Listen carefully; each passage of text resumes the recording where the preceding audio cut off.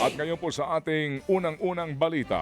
Kasado po simula ngayong araw ang confirmation of charges hearing laban kay dating Pangulong Rodrigo Duterte sa International Criminal Court sa The Hague, the Netherlands. Isang linggong tatakbo ang naturang pre-trial proceedings pero hindi personal nahaharap si Duterte matapos payagan po ng ICC ang kanyang kahilingan na huwag munang dumalo sa naturang pagdinig. Manatili si Duterte sa kulungan sa loob po ng ICC Detention Center pero hindi muna siya papayagan na personal pong tumanggap ng mga panauhin habang gumugulong ang confirmation of charges hearing. Tatayong kinatawan po na lamang niya ang kanyang abogadong si Attorney Nicholas Kaufman habang dinidinig po sa pre-trial chamber kung sapat ba ang mga ebidensya para po tuluyan na siyang litisin sa kasong crimes against humanity nang dahil sa kanyang madugong drug war. Bukod kay Kaufman, 6 pong Pilipinong abogado mula sa legal team ni Duterte ang dadalo sa pre-trial. Kabilang dyan sina dating Executive Secretary Salvador Midaldea, Martin Delgra, Silvestre Bello III, Alfredo Lim Jr., Cesar Dulay at Attorney Salvador Panelo. Matatandaan pong Marso nung nagdaang taon nang arestuhin si Duterte at agad pong ipinadala sa The Hague sa bisa po ng arrest warrant. Ito ang unang beses na hayagang pagdidebatehan ng prosecution at depensa ang mga naisumiting ebidensya laban sa dating Pangulo. Magsisimula po ang confirmation of charges mamayang alas 5 ng hapon oras sa Pilipinas at 4 na araw tatakbo hanggang sa Biyernes, Pebrero 27. Samantala, utos ng Diyos. Ganyan daw kung ituring ng ilang Duterte supporter ang pagpapahayag nila ng suporta sa dating Pangulong Rodrigo Duterte. Gaya nga ng nakagawian, maagang nagtipo ng supporter sa tinawag nilang Duterte Street. Malapit po yan sa ICC Detention Facility sa The Hague sa the Netherlands. Marami po sa kanilang ilang buwan na ring nakikiisa sa mga pagtitipon doon. May mga galing din mula sa iba't ibang bahagi ng Europa.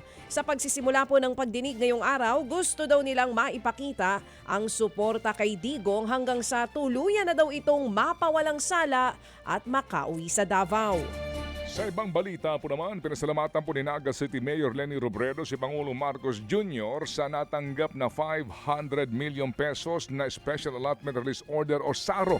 Ito'y para po sa rehabilitasyon ng Jesse Robredo Coliseum sa Naga na madalas pong gamitin bilang evacuation center tuwing merong sakuna.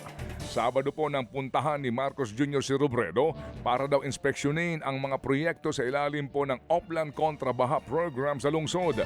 Itananggi naman pareho ng Pangulo at ng alkalde po ng Naga na pinag-usapan nila ang posibleng pagsasanib puwersa ng oposisyon at administrasyon sa 2020 elections.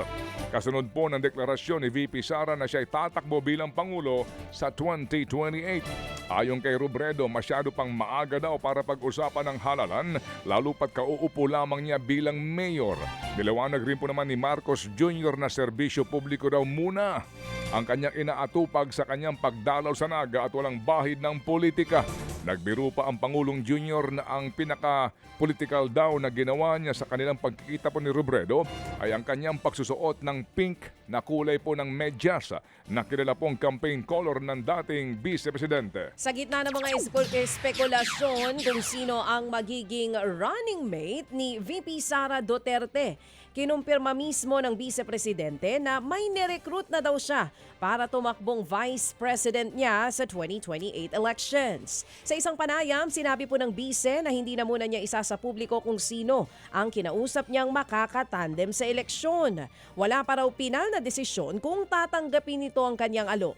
Noong nakaraang taon pa raw kinausap ni VP Sara ang gusto niyang maging running mate. Kabilang sa matutunog na makakatandem niya sina Senator Robin Padilla, Amy Marcos, Bongo, Rodante Marcoleta at kahit si Naga City Mayor Leni Robredo na isinusulong ng ibang kaalyado ng mga Duterte.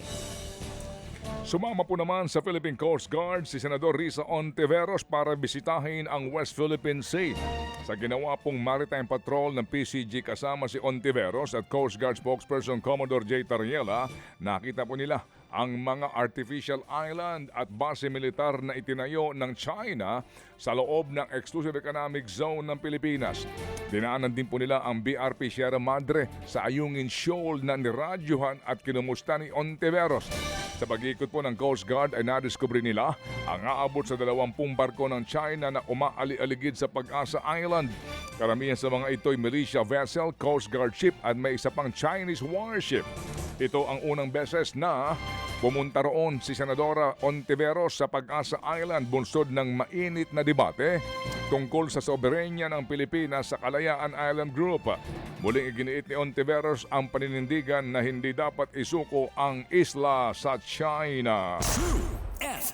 Mga kapatid, brothers and sisters, saan ka pa? Dito na tayo sa totoo.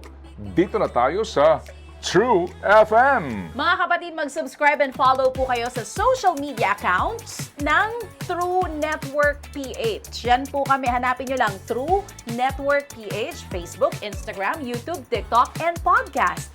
Mapa Apple or Spotify man yan, mahahanap nyo kami. Lahat ng mga napapanood at napapakinggan nyo po sa programa, nasa social media accounts namin yan. So, paano mga kapatid? See you sa social media! Dito tayo sa totoo, tunay at tapat.